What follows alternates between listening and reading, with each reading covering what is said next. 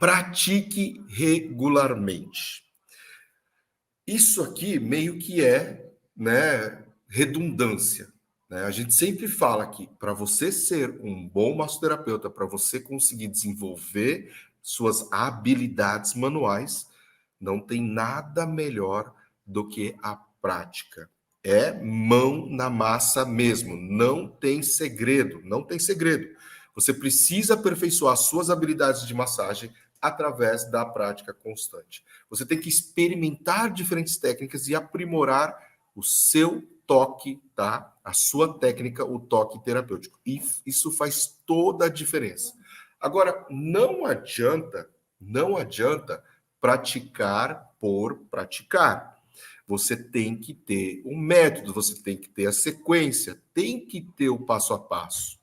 E você só vai conseguir isso quando você tem um mentor, quando você tem um professor que realmente te oriente, que realmente tenha experiência naquilo que ele está falando.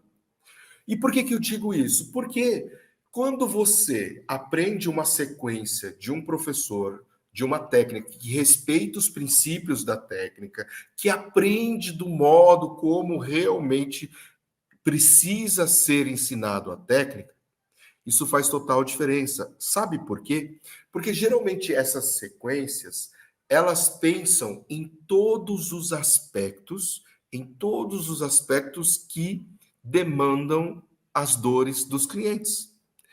Às vezes você não para pensar, mas pensa o seguinte: quando você. E muita gente me pergunta assim, professor, por que o shiatsu é tão importante? Por que é uma técnica tão boa? Quais são as vantagens do shiatsu? Se você parar para pensar o porquê que o shiatsu surgiu ou de como o shiatsu surgiu, é algo extremamente interessante. Eu conto essa história para os meus alunos e eles, a partir disso, nunca mais esquecem o shiatsu. O criador, o desenvolvedor da técnica chama-se Tokujiro Namikoshi. E ele morava no Japão no período da Primeira e Segunda Guerra Mundial. Então, quando começou as guerras, eles tiveram que mudar da cidade deles, que eles moravam no sul do Japão, na ilha de Okinawa, um lugar mais quente, bonito, de praias, tá? E tiveram que mudar para o norte do Japão. Nessa mudança, a mãe dele começou a desenvolver muita dor no joelho.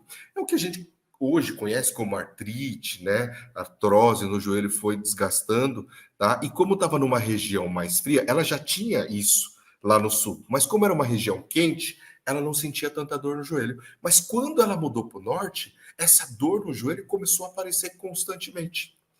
E aí, como no Japão, quando a gente faz massagens, né? Isso é tudo passado de geração em geração, né? Os filhos faziam massagem na mãe para aliviar a dor da mãe. E eles iam revezando. Aí chegou um belo dia, a mãe falou para o filho, para o Tokujiro Namikoshi: Nossa, filho, quando você faz a massagem em mim, eu sinto um alívio maior. Eu sinto um alívio maior. E aí o Tokujiro ficou pensando assim: Nossa, mas por que será que quando eu faço a massagem, a minha mãe sente um alívio maior? E sabe o que ele fez? Ele foi lá verificar o que ele fazia de diferente em relação à massagem dos irmãos deles. E sabe o que ele verificou? Ele verificou que, né, ele podia muito bem, né, ficar feliz, né? Se fosse eu, por exemplo, eu ia ficar feliz, mas tem pessoas que realmente são gênios, tá? E não à toa são pessoas transformadoras na vida de muita gente, que influenciam a vida das pessoas. E o Tokujiro era um deles. E ele chegou assim e percebeu que o que ele fazia de diferente era o quê? Era a pressão. E ele descobriu ainda mais que não era só uma questão de pressão, que ele fazia 80% de pressão e 20% de deslizamento, amassamento. E os irmãos dele faziam justamente o inverso. Faziam 80% de amassamento, deslizamento e 20% de pressão. Olha a grande sacada. Então ele percebeu que se você fizesse a digitopressão, sustentasse e chegasse no ponto ideal de intensidade de pressão, você tinha melhores resultados no alívio da dor. Então, se você for pensar nisso, o que eu digo para vocês? Existe uma técnica da liberação, do gatilho da liberação de endorfinas que faz toda a diferença. Faz toda a diferença nos resultados.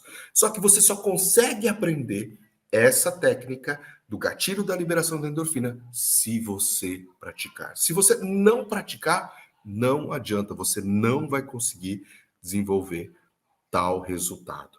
E é isso que eu quero de vocês. Vocês precisam pôr na cabeça de vocês que se vocês não praticarem a técnica, vocês não vão desenvolver as suas habilidades. E mais, a gente já tem também algumas pesquisas dizendo que você precisa da repetição para fazer com que isso se torne um hábito. Lembra lá, quando você aprende a dirigir um carro, no começo é difícil, no começo parece que não vai aprender, mas com o tempo, ou você fica, nossa, marcha, não sei o quê, seta, olha para cá, olha para lá, retrovisor, né, tantos espelhos, meu Deus, fica aquele desespero. Mas aos poucos isso vai se automatizando e quanto mais você dirige, mais você aprende a dirigir. Mais você tem algumas pessoas que ficam barbeiro eternamente, mas a maioria das pessoas aprendem e melhoram, não é verdade? Ou andar de bicicleta, você nunca esquece. Na massoterapia também é assim. Conforme você vai praticando, você vai conseguir atender com os olhos fechados. E essa é uma outra dica de ouro aqui. Se você está com dificuldade de ver uma evolução, comece a praticar com os olhos fechados. E aí vai só sentindo a energia e trabalhando a sequência, porque isso vai aprimorar a sua sensibilidade nas mãos. Não tenha dúvidas disso. Faça isso e você vai ver uma evolução enorme na sua técnica, na sua habilidade, tá? Com certeza, não esqueça disso, desenvolva isso, treine, lapide isso, olhos fechados, fazendo toda a sequência, vai fazer total diferença nos seus atendimentos, ok?